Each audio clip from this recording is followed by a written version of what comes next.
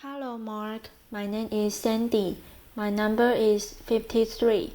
The title of the speech is This app knows how you feel from the look on your face. My level is sophomore. The name of the speaker is Rana Kaliouby. The name of the speech is This app knows how you feel from the look on your face. Our emotions influence every aspect of our lives, from our health and how we learn, to how we do business and make decisions, big ones and small. Our emotions also influence how we connect with one another.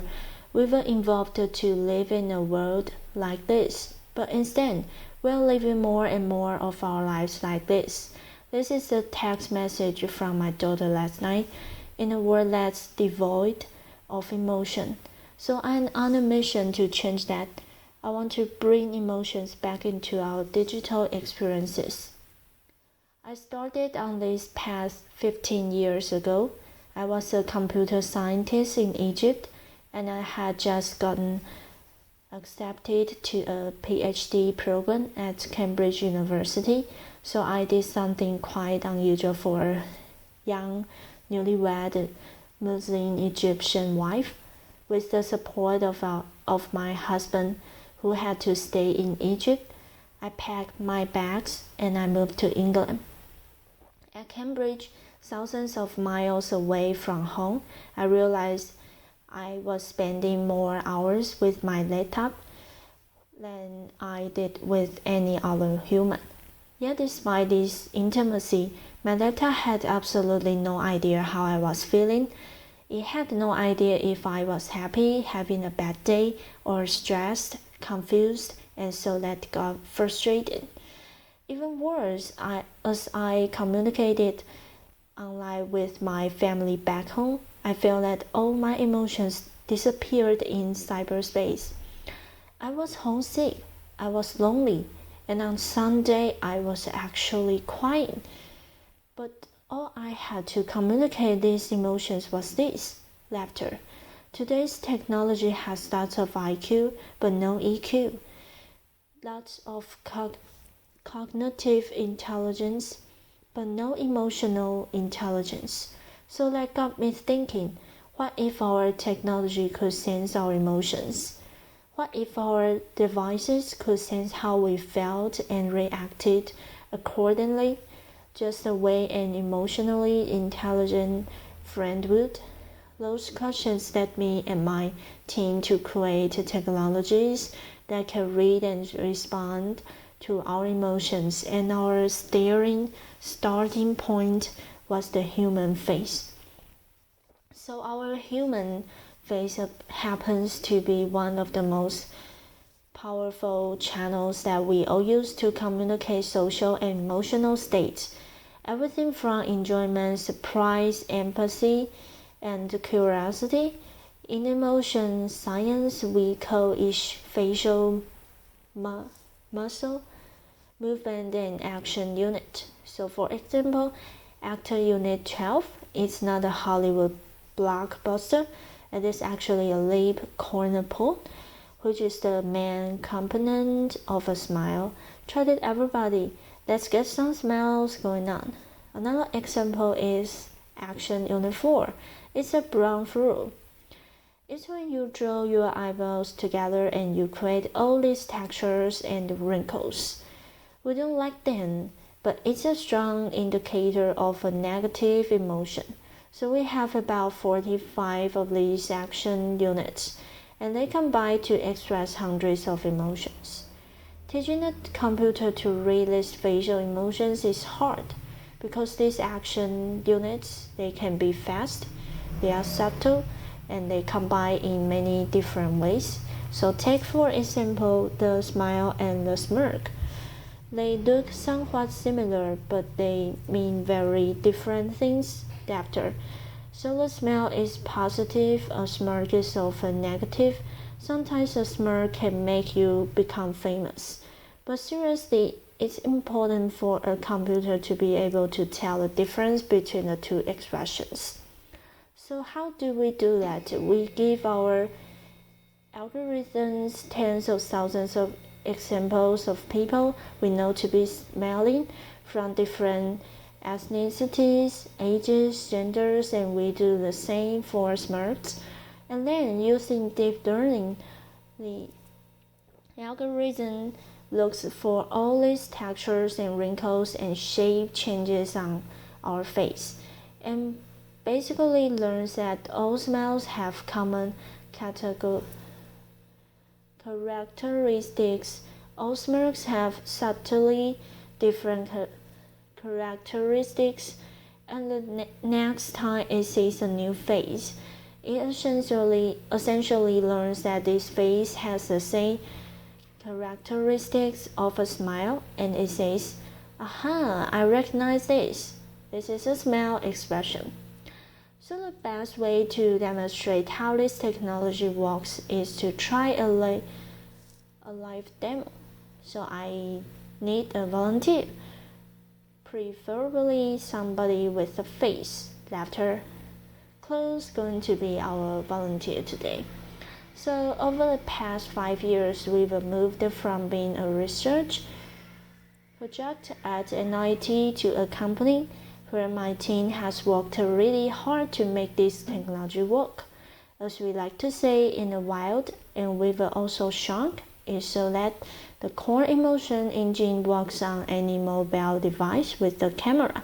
That is iPad, so let's give this a try. As you can see, the algorithm has essentially found a closed face. So it's this white bounding box, and it's tracking the main feature points on her face. So her eyebrows, her eyes, her mouth, and her nose. The question is, can it recognize her expression? So we're going to test the machine. So first of all, give me your poker face. Yep, awesome. Laughter. And then as she smiles, this is a genuine smile. It's great. So you can see the green bar go up as she smiles. Now that was a big smile. And try a subtle smile to see if the computer can recognize. It does recognize subtle smiles as well. We've worked really hard to make that happen. And then I've erased the indicator of surprise. Brown furrow, which is an indicator of confusion. Frown, yes, perfect. So these are all the different action units. There's many more of them. This is just a slimmed-down demo. But we can each reading an emotion data point, and then they can fire together to portray different emotions. So on the right side of the demo, look like you are happy. So that's Joy. Joy fires up, and then give me the disgusted face. Try to remember what it was like when they left to one direction. Laughter. Yeah, wrinkle your nose, awesome. And the violence is actually quite negative, so you must have been a big fan. So violence is how positive or negative an experience is, and engagement is how expressive she is as well. So imagine if Chloe had access to this real-time emotion stream, and she could share it with anybody she wanted to. Thank you. Applause. So far we have amassed 12 billion of these emotion data points. It's the largest emotion database in the world. We've collected it from 2.9 million face videos, people who have agreed to share their emotions with us, and from 75 countries around the world. It's growing every day. It blows my mind away that we can now quantify something as personal as our emotions, and we can do it at this scale. So what have we learned to data? Gender. Our data confirms something that you might suspect. Women are more expressive than men. Not only do they smile more, their smiles last longer, and we can now really quantify what it is that men and women respond to differently. Let's do culture. So in the United States, women are 40% more expressive than men, but curiously, we don't see any difference in the UK between men and women. Laughter. Age. People who are 50 years and older are 25% more emotive than younger people. Women in their 20s smell a lot more than men the same age, perhaps a necessity for dating. But perhaps what surprises us the most about this data is that we happen to be expressive all the time, even when we are sitting in front of our devices alone. And it's not just when we are watching cat videos on Facebook. We are expressive when we are emailing, texting, shopping online, or even doing our taxes. Where is that data used today?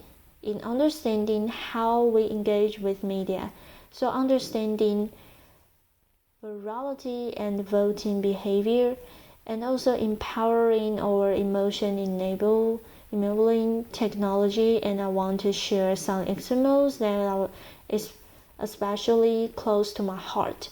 Emotion-enabled wearable glasses can help individuals who are visually impaired read the faces of others, and it can help individuals on the autism spectrum interpret emotion, something that they really struggle with. In education, image if you are learning absence, that you're confused and slow down, or that you are bored, so it's sped up, just like a great teacher would in a classroom. What if your wristwatch tracked your mood, or your car senses that you are tired, or perhaps your fridge knows that you are stressed, so it auto-locks to prevent you from being eaten after. I would like that, what if when I was in Cambridge, I had access to my real-time emotion stream, and I could share that with my family back home in a very natural way, just like I would if we were all in the same room together. I think 5 years down the line, all our devices are going to have an emotion chip, and we won't remember what it was like when we couldn't just frown at our device, and our device would say, you didn't like that, didn't you? Our biggest challenge is that there are so many applications of this technology. My team and I realized that we can't build it all ourselves. So we will make this technology available so that other developers can get building and get creative. We recognize that there are potential risks and potential for abuse, but personally, having spent many years doing this, I believe that the benefits to humanity from having emotionally intelligent technology far outweigh the potential for misuse. And I invite you all to be part of the conversation. The more people who know about this technology, the more we can all have a voice in how it's being used.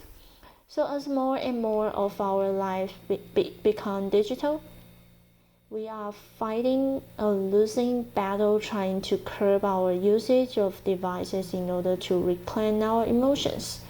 So what I'm trying to do instead is to bring emotions into our technology and make our technologies more responsive.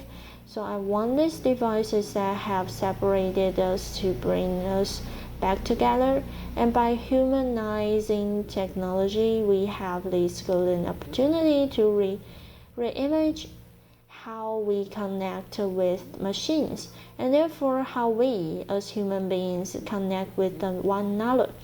Thank you. Applause.